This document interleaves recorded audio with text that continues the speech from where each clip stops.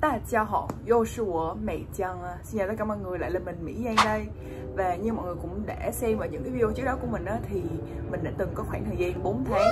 làm du học sinh trao đổi tại Hàn Quốc. Và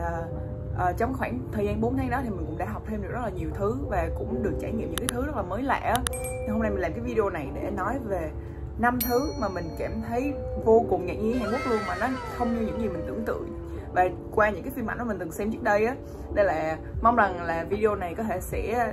gây hứng thú cho mọi người. Và hãy đón chờ xem là 5 cái thứ đó là 5 thứ gì nha. Và điều thứ nhất là mình vô cùng ngạc nhiên Hàn Quốc luôn, đó là Hàn Quốc có rất ít thùng rác công cộng. Đó là mọi người mà đi trên đường, mọi người đang uống một cái ly nước, mà uống xong ly nước hoặc là ăn xong một cái bánh sandwich đi, mà mọi người muốn tìm cái chỗ vứt rác á, thì cực kỳ khó để tìm được một cái thùng rác công cộng để vứt cái rác đó luôn. Và hầu như là mọi người đều phải cầm trên đường á đi, và phải ngó rất là để ý, ngó kỹ xung quanh chừng nào có thùng rác để vứt á, và phải cầm rất là lâu mới có thể vứt được. Vì sao mà lại có cái chuyện mà ít thùng rác công cộng như vậy? Thì theo như mình tìm hiểu trên mạng thì người ta có nói là tại vì Hàn Quốc rất là nhỏ và có rất là ít đất để mà chôn rác thải xuống á mọi người, nên là người ta rất là quan trọng cái việc mà mỗi ngày đều phải phân loại rác thải khác nhau. Nên là mình thấy là người ta sẽ cố gắng chia rác ra theo từng phân loại á. Theo như ở trường mình á, ở trong ký túc xá của trường mình thì lại có 3 loại phân loại chính thôi, đó là ilban sireki nè, là rác thải thường ngày, plastic là nhựa nè, với lại can có nghĩa là những cái vỏ hộp chai nọ cái thứ á. Thì 3 loại đó thực ra là nó khá là ít, nó hơi thiếu, tại vì kiểu như nếu mọi người muốn vứt giấy thì lại không có chỗ để phân loại, đúng không? Nhưng mà thì nói chung là người ta cũng có một cái ý thức về việc phân loại rác thải và phải tìm cách phân loại nó cho theo từng ngày luôn, để cho nó hạn chế cái rác thải phải chôn xuống dưới đất nhất có thể. Nên là sẽ có rất là ít thùng rác công cộng cho mọi người để mọi người vứt rác. Nên là cái việc đó là một cái mình thấy là cái bất tiện rất là lớn ở Hàn Quốc luôn, đó là mọi người sẽ khó để vứt rác được mà phải mang về nhà để vứt. Đó là cái điều mình cực kỳ ngạc nhiên luôn mọi người, kiểu như là Hàn Quốc có mọi thứ nhưng mà trừ thùng rác công cộng ra. Và cái thứ hai mà mình cảm thấy ngạc nhiên Hàn Quốc đó là về việc dán tờ rơi. Tại sao mình nói như vậy? Tại vì mọi người thấy á, nếu mà thường ở Việt Nam mình nha, mà về cái vấn đề dán tờ rơi á, thường người ta sẽ hay dán lên mấy cái cột điện á mọi người, dán lên cột điện này, hoặc là sẽ có những người mà đứng ngoài trên đường và nhân lúc mà những người khác đang đợi đèn đỏ thì người ta sẽ phát tờ rơi, đúng không? Thì ở Hàn Quốc á, người ta sẽ dán tờ rơi theo kiểu như là người ta sẽ dán rất là nhiều ở ngoài cái cửa tiệm của người khác. Ý là mình không có biết là chủ của cái tiệm đó có cho phép hay không nha, nhưng mà mình thấy là thường mình đi ngang qua những cái quán ăn á, thì bên ngoài những quán đó dán rất là nhiều tờ rơi khác nhau của rất là nhiều chủ đề luôn. Và đặc biệt á là tại vì mình sống ở gần trường, mình sống ở trong ký túc xá của trường luôn, thì mình thấy là có rất là nhiều câu lạc bộ mà sắp có một cái buổi biểu diễn của họ, thì người ta sẽ dán cái thông báo về buổi biểu diễn đó trên tất cả các quán ăn mà ở ngoài trường, kiểu giấy rất là nhiều. Tại vì mình lấy một ví dụ nha, là hồi trước á, lúc mà mình ở Hàn á, thì mình có tham gia một câu lạc bộ nhảy, thì câu lạc bộ tên là Sunpadam. Thì câu lạc bộ đó có một cái buổi biểu diễn về nhảy nhót trong cái khoảng thời gian sắp tới á. Thì lúc mà mình đi ra khỏi cổng trường thì mình thấy là cái câu lạc bộ đó giấy rất là nhiều cái poster mà mấy bạn đó sắp biểu diễn, giấy lên những cái quán ăn gần trường, và để cho kiểu như ai đi ngang qua thì thấy sắp có cái buổi biểu diễn sắp tới này nè, xong rồi sau đó thì người ta sẽ đến join tham gia và xem các chẳng hạn. Thì mình cảm thấy cái này khá là kiểu lạ, tại vì thường là nếu mà dán tờ rơi mà mình không xin phép người ta thì người ta sẽ kiểu, nếu ở Việt Nam là sẽ bị chửi, đúng không? Hoặc là kiểu như là chủ quán đó sẽ kiểu thẳng thừng xé cái tờ rơi đó ra luôn. Còn nếu mà ở Hàn Quốc thì người ta dán rất là nhiều, có rất là nhiều câu lạc bộ làm như vậy nha mọi người, là cái bạn ấy dán cái tờ rơi lên rất là nhiều quán ăn, và kiểu như chủ quán vẫn để như vậy á, nên mình nghĩ là có thể là người ta được ngấm ngầm đồng ý về cái việc dán tờ rơi đó chẳng hạn. Nên là kiểu mình thấy khá là lạ, ý là nói chung là thấy nó cũng dễ thương hả, tại vì kiểu như là mấy cô chú quán ăn đó vẫn cho các bạn ấy dán kiểu tuyên truyền về hoạt động câu lạc bộ này nọ, xong rồi để cho những sinh viên các trường khác hoặc là sinh viên trường này biết đến nhiều hơn và sẽ tham gia hoạt động của các bạn đó. Mình cảm thấy rất là dễ thương. Và cái cú sốc thứ ba mà mình trải nghiệm ở Hàn Quốc đó là kiểu siêu ngạc nhiên luôn á, đó là có rất là nhiều quán ăn ở Hàn người ta không cho bạn ghép bàn, trong khi đó vẫn có thể ghép được. Ví dụ mình lấy ví dụ cho mọi người nha, kiểu thường á thì nếu mà mọi người nghĩ đến cái việc mà không được ghép bàn, mọi người sẽ nghĩ đến là có những cái bàn mà kiểu nó sẽ thiết kế đặc biệt, như là có cái nồi lẩu, cái bếp ở đó sẵn thì không ghép được, đúng không? Nhưng mà ở Hàn không có nha, có một số quán mà cái bàn mọi người nhìn là biết chắc chắn là sẽ ghép được qua luôn á, mà người ta vẫn không cho ghép. Ý là mọi người ta vẫn kiểu bắt bạn phải ngồi tách riêng ra á. Nên thực sự ra nếu mà đi ở Hàn mà mọi người đi những cái nhóm đông á thì nó sẽ hơi bất tiện một xíu về việc là kiểu người ta đến quán đó. Ví dụ như lúc đó là mình chỉ đi khoảng có 5 người thôi, về một cái quán sushi gần trường, và lúc đó thì cái bàn của nó đang sắp theo một cái thứ tự, đó là một bàn dành cho 4 người ở đây, một bàn dành cho 2 người và một bàn dành cho 2 người, đúng không? Thì kiểu cái bàn dành cho 2 người này có thể đẩy qua để ngồi với cái bàn dành cho 4 người đó được. Nhưng mà chủ quán kêu là bây giờ 5 người đông quá, mình có thể ngồi tách ra 2 bàn được không? Ý là kiểu mặc dù là 2 bàn rất là gần nhau và có thể đẩy được, nhưng người ta vẫn muốn mình ngồi tách ra á mọi người. Kiểu như là nói chung là người ta không có thích về cái việc mà phải được ghép bàn với nhau cho lắm và phải ngồi tách ra. Thì mình thấy mình đi đa số quán á, thì đều phải ngồi tách ra như vậy. Nhưng mà cũng có một số quán thì người ta vẫn cho ghép bàn bình thường. Ý là mình không có phải nói là tất cả các quán đều không cho ghép bàn nha, nhưng mà hầu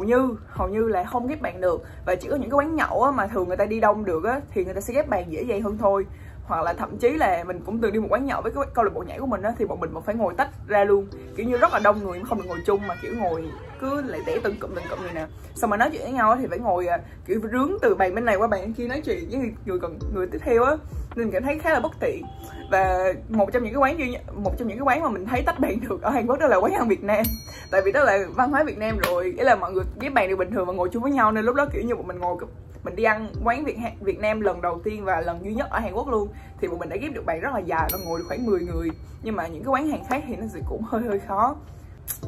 I don't know why. Và cái ngạc nhiên thứ tư mà cú sốc thứ tư của mình ở Hàn Quốc đó là những cái wifi mà ở Hàn Quốc của mọi người nó không được đặt tên, rất là ít khi được đặt tên luôn. Kiểu như ý là tên của nó, mình cảm giác như những cái tên wifi Hàn Quốc đó, nó giống như là người ta mua cái cục wifi về thì người ta để y nguyên cái tên setup của wifi đó luôn, và người ta không đổi tên lại á. Đây là nó là những cái tên mà những cái dãy số rất là dài và nó rất là vô nghĩa, kiểu không có ý nghĩa gì hết á. Và kiểu ý là mọi người vào trong một cái quán ăn và mọi người tìm cái wifi quán đó là mọi người không biết nó là cái wifi nào luôn, và phải đi hỏi người ta là wifi gì. Và thực sự ra mình cảm thấy rất là ít quán ở Hàn Quốc người ta ghi tên và pass wifi dán lên để cho mọi người dễ nhập giống như ở Việt Nam á. Và nếu mà mọi người kiểu mà mọi người hướng nội này, hoặc là mọi người không giỏi tiếng Hàn, mọi người sẽ không dám hỏi về wifi luôn, và không biết wifi quán đó là gì. Và mình nghĩ là cái lý do cho cái việc làm này của người ta một phần là do wifi ở Hàn Quốc rất là mạnh và rất là hoạt động rất là tốt. Kiểu như người ta có rất là nhiều wifi công cộng á, nên thậm chí có một số quán ăn người ta còn không có wifi luôn để cho bạn tự bắt wifi công cộng. Và nói chung là một phần cũng là save money, để người ta không cần phải pay tiền wifi, tại vì cũng có wifi công cộng sẵn rồi. Và cũng có rất ít quán người ta đổi tên wifi ra cái quán người ta, tại vì mình cũng không biết lý do vì sao người ta làm như vậy á. Mình search trên mạng cũng không có, mà kiểu như là những cái dãy chữ đó nghe nó rất là nhìn như wifi ảo á, thực sự nó mắc cười vậy đó. Nó chỉ là một cái slightly cảm thấy kỳ lạ thôi. Ok, bây giờ mình sẽ đến cái ngạc nhiên cuối cùng, cái thứ 5 mà mình cảm thấy ngạc nhiên ở Hàn Quốc, là không như những gì mình tưởng tượng trên phim ảnh nha. Thì đó là người Hàn Quốc người ta open hơn những gì mình nghĩ. Đó là, và đặc biệt là với giới trẻ, mình cảm thấy là open hơn như mình nghĩ. Tại vì bình thường mà mọi người xem những cái phim và đọc những cái bài báo về Hàn Quốc đó, thì ai cũng nghĩ, thậm chí cả mình luôn, trước khi mình đến Hàn mình cũng nghĩ là người Hàn người ta rất là bảo thủ, người ta rất là kiểu như là close với lại nói chung là không có được open, không có được thoáng về trong suy nghĩ này nọ các thứ. Nhưng mà thực ra là họ thoáng hơn những gì mình nghĩ thật sự nha mọi người. Kiểu như đặc biệt đối với người trẻ luôn, thì mình sẽ nói một cái ví dụ đầu tiên, đó là về việc xăm mình. Thì đối với mình, cái thời gian mà mình ở Việt Nam á, thì mình cảm thấy mình nhìn chung nha, những cái bạn nào mà có hình xăm á trên người á, thì thường những cái bạn đó cũng ăn mặc cũng khá là cá tính, kiểu rất là cá tính nè. Ví dụ như có nhuộm tóc nè, hoặc là xỏ khuyên, nói chung là hoặc là có kiểu hút thuốc. Ý là nhìn nói chung là cảm giác như là khá là bất cần á. Ý là mình cảm thấy là những người nào mà có xăm hình ở Việt Nam, người ta sẽ thể hiện một cái phong cách rất là khác luôn, nhìn rất là cá tính, cực kỳ cá tính luôn. Nhưng mà ở bên Hàn á là những cái bạn nữ mà nhìn nữ tính nhất có thể luôn, người ta cũng có thể xăm hình rất là kiểu siêu ngầu á. Ý là kiểu nhìn rất là nữ tính nhưng mà kiểu xăm hình, ý là cảm giác nó đối lập với nhau thôi, chứ không phải là mình chê bai nha. Ý là cảm giác nó rất là đối lập, kiểu nhìn rất là nữ tính nhưng mà sẽ có thể rất là nhiều hình xăm.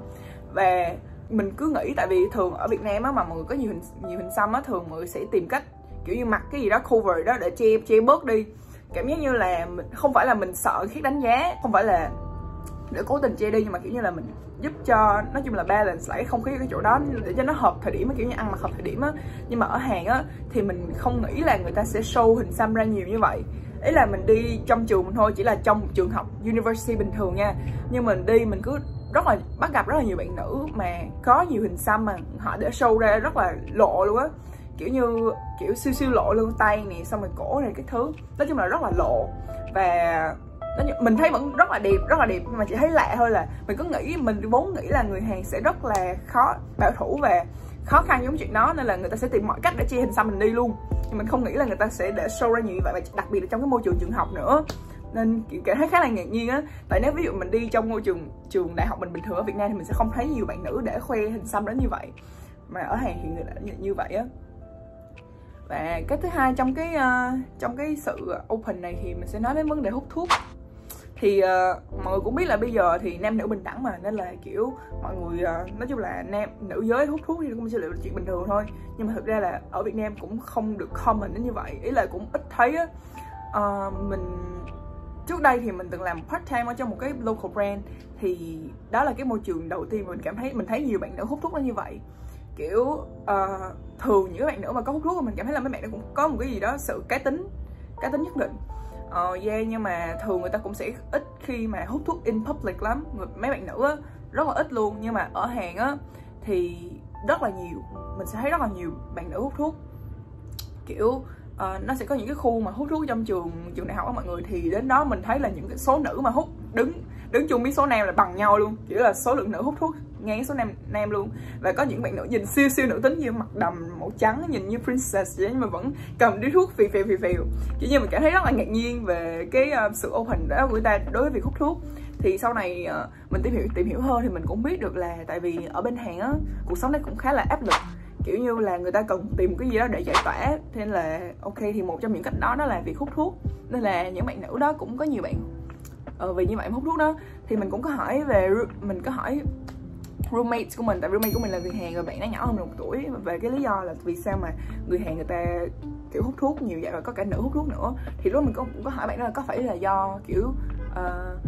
mọi người thấy stress quá rồi xong rồi tìm cách giải tỏa không á. Thì bạn nó trả lời cho mình một câu rất là hay, mình cảm thấy cực kỳ hay luôn. Tức là bạn đó kêu là cái đó cũng chỉ là một phần lý do thôi, và cái lý do còn lại là do người ta lựa chọn làm như vậy. Kiểu như là bạn đó là một người, cái bạn cùng phòng của mình rất là thích bạn đó, tại bạn đó là một người cực healthy và kiểu rất là ngoan á. Bạn đó học ngành nursing mà, nên kiểu như bạn đó cảm giác như là bạn rất là điềm đạm và ngoan ngoãn. Thì bạn đó nói với mình là cái lý do thứ hai đó là đó, kiểu là người ta lựa chọn làm như vậy.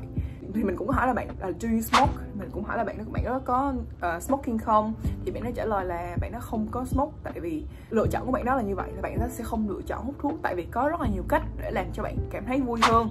mà không cần thiết phải dựa vào những thứ mà làm cho bản thân mình mất kiểm soát như vậy. Ý là đó là việc dựa vào lựa chọn của mỗi người. Thì có người lựa chọn sẽ hút thuốc, còn có người lựa chọn như bạn đó là sẽ tìm những cách khác để khiến cho bản thân mình vui hơn, thay vì là dính vào những cái thứ mà có thể sẽ khiến bản thân gây nghiện. Thì bạn đó trả lời cái câu đó mình cảm thấy rất là hay. Ý là mình không có kiểu judging gì về những người hút thuốc nha, nhưng mình cảm thấy là ok, có những thứ mà nó sẽ tùy thuộc vào lựa chọn của mỗi người á mọi người, và mọi người nên lựa chọn như thế nào đó để cho kiểu cảm giác như là bản thân mình cảm thấy sống vui, sống khỏe nhất. Nên mình cảm thấy rất là hay, mình thấy rất là thích cái câu trả lời của các bạn đó. Thực ra là mình cũng mong là mình sẽ không bị lạc hậu quá với những gì mà kiểu xu thế giới á, tại vì nói chung là trong tâm trí mình luôn thì mình luôn suy nghĩ là người Hàn rất là bảo thủ, nên khi mà mình thấy người ta open như vậy về cái việc xăm hình nè, xong rồi về việc hút thuốc nè, thì mình mới kiểu cảm nhận được là mình phải thật sự là mình phải đến cái đất nước đó mình mới biết được là người ta có thật sự open hay không. Tại vì bây giờ thì giống như là thời đại của những cái bạn trẻ Gen Z nhiều á, nên là người ta cũng open nhiều hơn, không phải chỉ riêng ở Việt Nam mà những cái đất nước khác cũng vậy. Nên là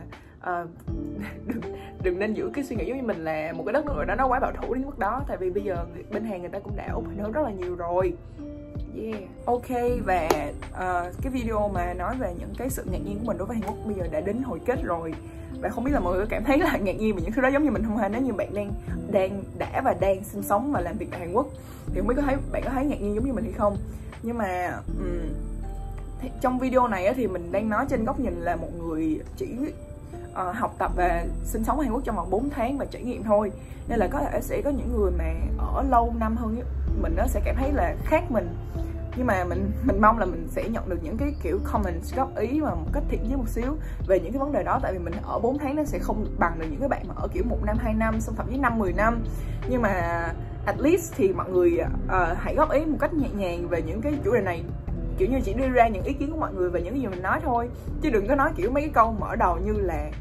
đúng là tấm chiếu mới, đúng là ở có 4 tháng có khác. Nên là mình nhận được những cái comment đó vài lần rồi á, và mình cảm thấy như là nó không có nice, not nice á. Nên là hãy xem video này với một cái thái độ khách quan nhất, và hãy comment những cái điều thiện chí ở bên dưới nha. Và mình luôn luôn open để nhận những cái comments của mọi người. Cảm ơn mọi người rất nhiều, và mong mọi người sẽ đón chờ những cái video sau của mình nha. Bye bye, thank you.